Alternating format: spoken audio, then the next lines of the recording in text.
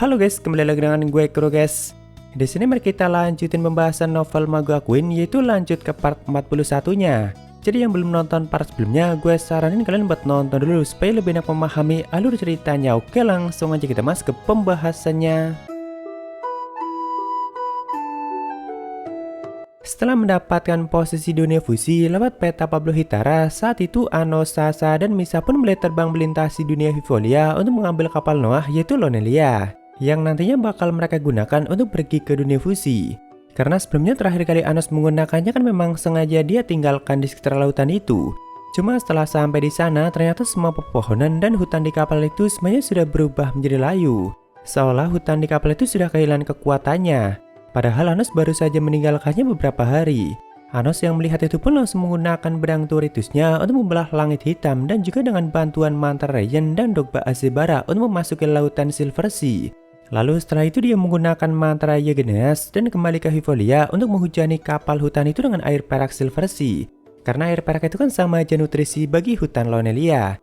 Cuma kan ternyata cara itu nggak bisa mengembalikan hutan itu yang sudah pada layu. Jadi pasti ada semacam anomali yang sudah membuat hutan Lonelia menjadi sangat layu seperti itu. Dan benar saja setelah Anos turun kembali, tiba-tiba ada dentuman keras yang juga mulai menyapu pepohonan di hutan itu. Anos pun dengan sigap langsung menciptakan penghalang untuk melindungi Sasa dan Misa. Sedangkan di depan mereka, yaitu di pusat ledakan, ada satu pria yang berdiri dan menggunakan topeng burungnya, yaitu Raja Iblis ketiga Hitonia. Nah, karena sebelumnya Anos sudah sempat melihatnya di mimpi masa lalunya, tentu Anos pun langsung bisa mengenali pria itu sebagai Raja Iblis ketiga, yaitu Hitonia. Awalnya di sini Anos pun langsung bertanya, apakah kau yang sudah mengacaukan hutan ini? Lalu pria itu pun langsung mengenalkan dirinya sebagai Raja Iblis ketiga Silver Sea dan juga balik bertanya, apakah kau orang rendahan yang sudah berpura-pura menjadi perampas dua hukum yaitu Noah yang dia maksud? Cuma kan bukannya memberikan jawaban, di sini Anos malah balik bertanya, menarik, jadi kau mengatakan kalau Noah saat ini merupakan seorang penipu. Hit yang mendengar itu pun mulai berkata dengan nada yang lebih tegas, di sini aku yang sedang bertanya padamu dan kau hanya perlu menjawabnya. Dan aku punya satu pertanyaan lagi untukmu, di mana Sovereign atau kepala utama dunia militia yaitu Anos Voldigoth. Lalu tanpa basa-basi Anos pun langsung mengatakan kalau itu adalah aku. Setelah mendengar itu, Hit pun langsung menghilang dari pandangan Sasa dan Misa dan tiba-tiba sudah muncul di hadapan Anos. Setelah itu dia mulai menyinggung tentang Anos yang menyebut dirinya sebagai sang Raja Iblis. Karena gelar Raja Iblis itu kan memang sangat sakral di Silver Sea. Hanya para kandidat penerus dunia yang boleh menyebut dirinya sebagai sang Raja Iblis. Yang berarti selain mereka itu nggak ada yang boleh menyebut diri mereka sebagai sang Raja Iblis. Ya sebenarnya bahkan kebanyakan orang kuat di Silver Sea aja pasti bakal berpikir ribuan kali kalau mau menyebut diri mereka sebagai sang Raja Iblis. Namun di sini Anos malah mengatakan, apakah kau punya masalah dengan itu? Tentu Hit pun langsung berkata, jadi apakah kau berniat untuk mengalahkan sang Raja Iblis Agung dan menggantikannya? Atau maksudnya berniat untuk ikut dalam perebutan gelar itu? Anos pun menjelaskan kalau dirinya itu sama sekali nggak tertarik dengan hal seperti itu. Kami baru saja memasuki Silverwater Holy Sea dan hanya kebetulan saja aku dipanggil seperti itu. Lagian kau tidak punya aturan siapa cepat dia dapat kan? Awalnya di sini sempat terjadi ketegangan di antara mereka dan bahkan mata iblis mereka itu sudah saling menatap satu sama lain. Cuma kan di saat ketegangan mulai memuncak, Hit malah tertawa dan juga mengatakan, ya aku tidak punya masalah dengan orang lemah yang menyebut diri mereka sebagai sang Raja Iblis. Dan setelah mengatakan itu, dia pun kembali pergi meninggalkan Lonelia. Tapi sebelum Hit benar-benar pergi meninggalkan hutan itu, Anos pun sempat bertanya, kenapa kau merusak hutan ini Hit? Namun Hit hanya mengatakan hanya untuk melihat sekali lagi penipu yang menyamar sebagai perampas dua hukum atau Noah yang dia maksud. Ya intinya Hit itu cuma pengen memastikan aja.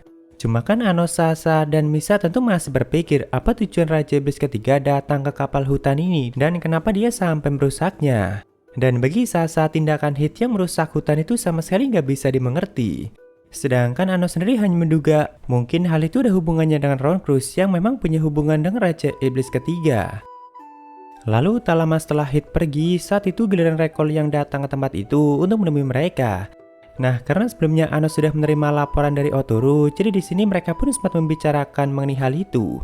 Di sini Rekol pun dengan terang-terangan langsung mengatakan kalau informasi itu tidak benar.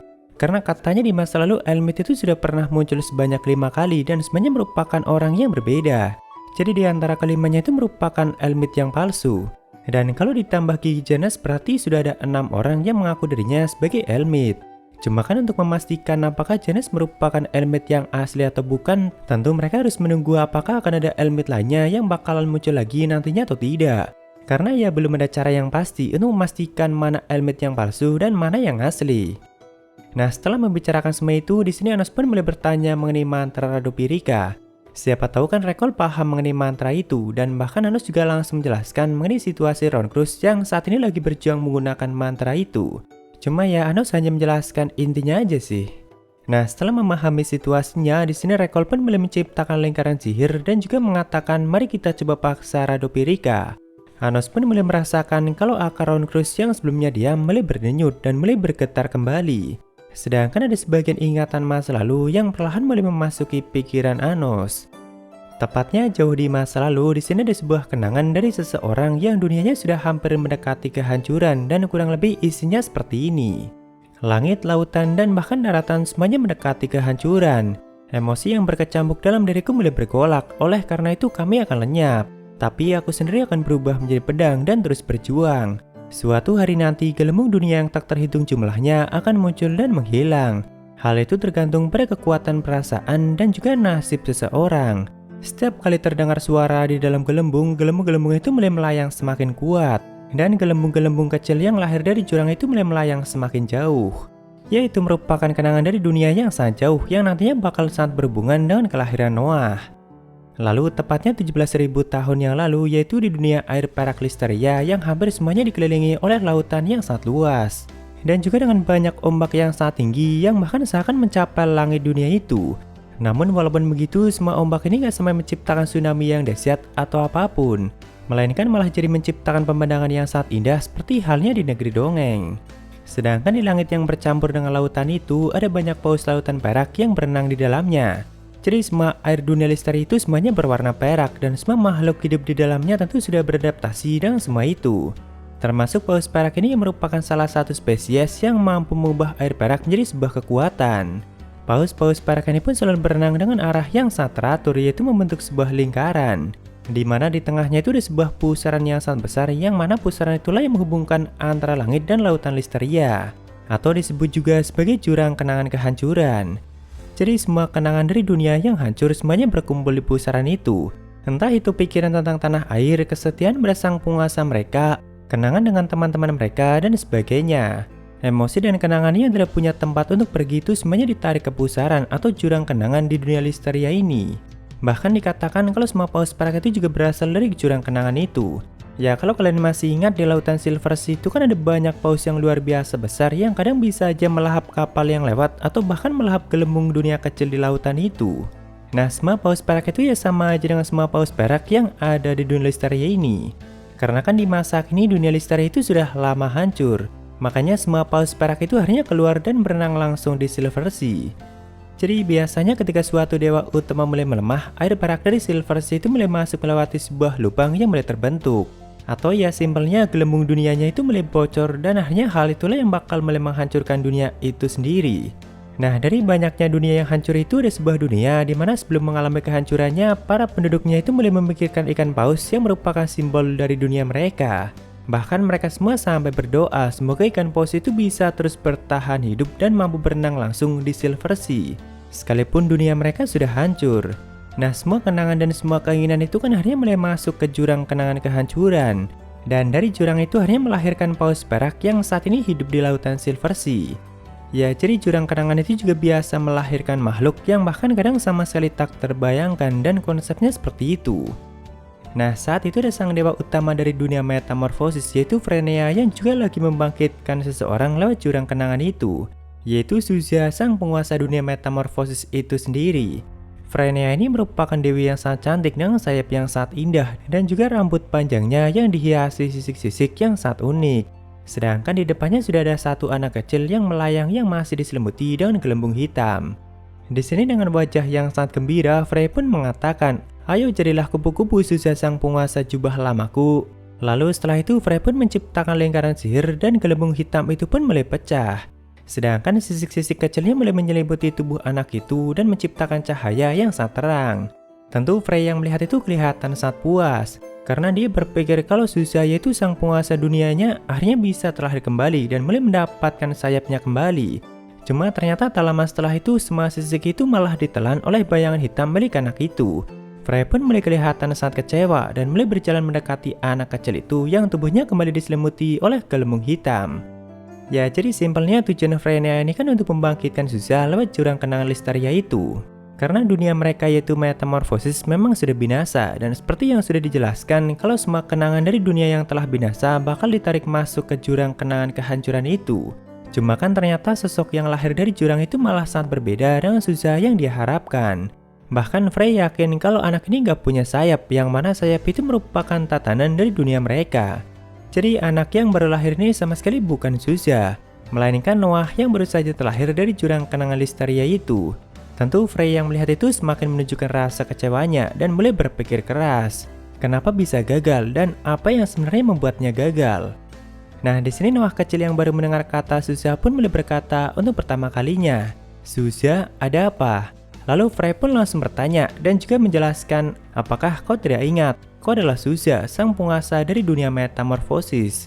Aku menciptakan kembali dirimu yang sudah hilang bersama dunia metamorfosis yaitu lewat jurang kenangan.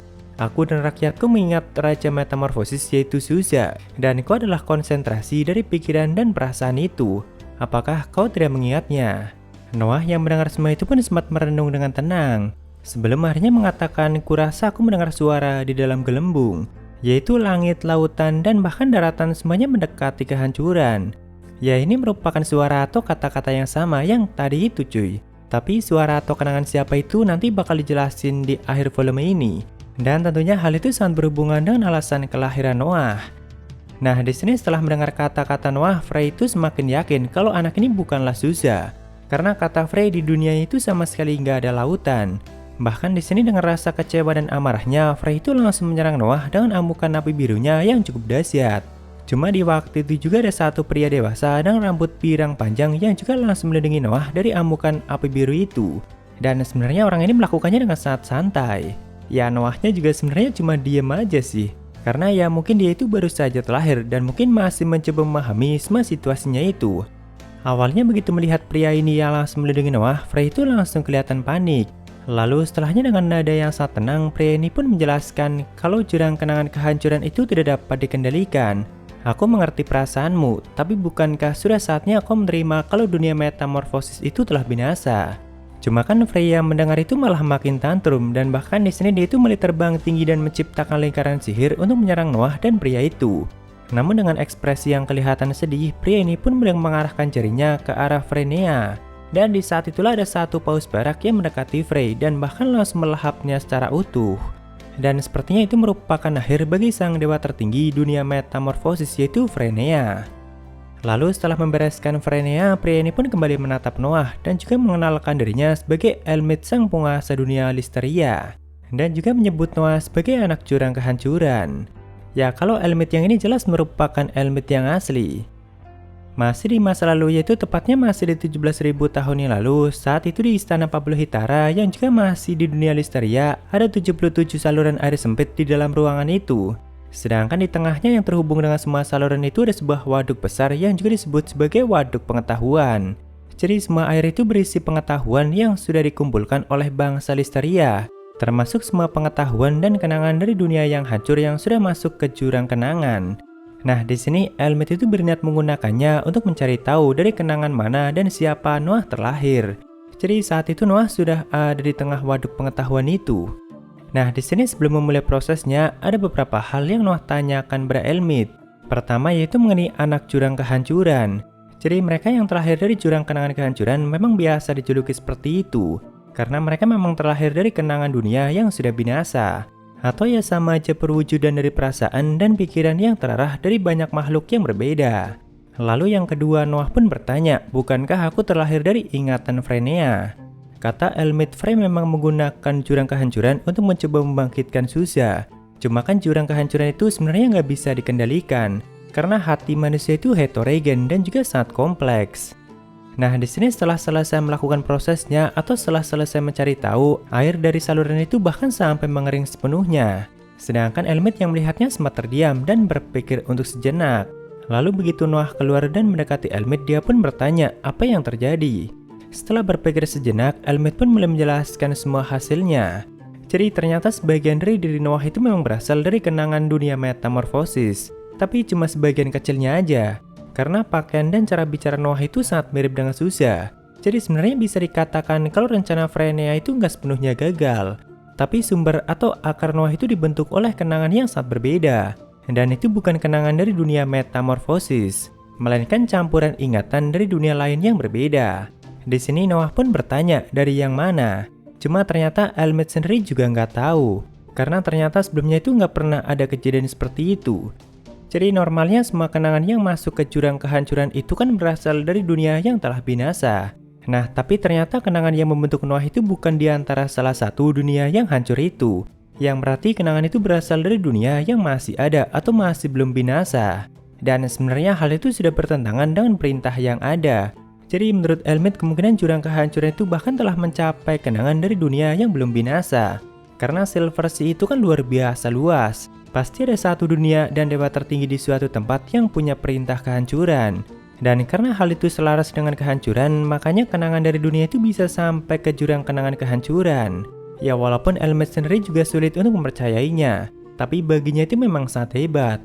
Nah, biasanya anak-anak yang terlahir dari jurang kehancuran itu kan udah nggak punya dunia atau tanah air lagi. Namun berbeda dengan Noah yang kemungkinan dunia yang sudah melahirkannya itu masih ada atau masih belum binasa. Makanya di sini Noah pun jadi bertanya, apakah tanah air itu merupakan sesuatu yang harus dihargai, dan Elmet pun mengiyakannya. Bahkan Elmet juga berkata, jika kau mau maka aku bisa membantumu untuk menemukannya. Namun Noah malah mengatakan, kupikir itu tidak mungkin. Ya walaupun jika nantinya Noah berubah pikiran, maka Elmet sangat siap untuk membantunya. Karena Elmet yakin kalau suatu saat nanti pasti akan tiba saatnya bagi Noah untuk bisa bertemu dengan mereka. Nah, setelah menjelaskan semua itu, Elmet pun mengajak Noah untuk makan dan juga bertanya mau makan apa. Cuma Noahnya malah bingung dan sempat berpikir apa yang ingin ku makan. Lalu dia pun berkata, aku tidak butuh makanan dan aku tidak ingin makan apapun. Jadi Elmet hanya berpikir mungkin dunia asal Noah merupakan dunia di mana para penduduknya itu tidak membutuhkan makan. Lalu begitu Elmet bertanya lagi, lalu apa yang kau inginkan? Noah malah langsung berpikir keras dan bahkan mulai terdiam cukup lama. Baru setelah berpikir sangat lama, Noah pun berkata, tidak ada. Ya itulah masa lalu dan proses kelahiran Noah yang baru saja masuk ke ingatan Anos. Jadi setelah mengingat atau melihat semua itu, Anos pun kembali membicarakannya dengan Rekol, Sasa, dan juga Misa. Cuma kita lanjutkan di part selanjutnya guys. Ya jadi mungkin segitu aja untuk pembahasan kali ini. Dan jika ada kesalahan gue minta maaf atau kalian bisa koreksi aja di bawah. Thank you udah mampir, sampai ketemu di video lainnya. Salam kuro guys.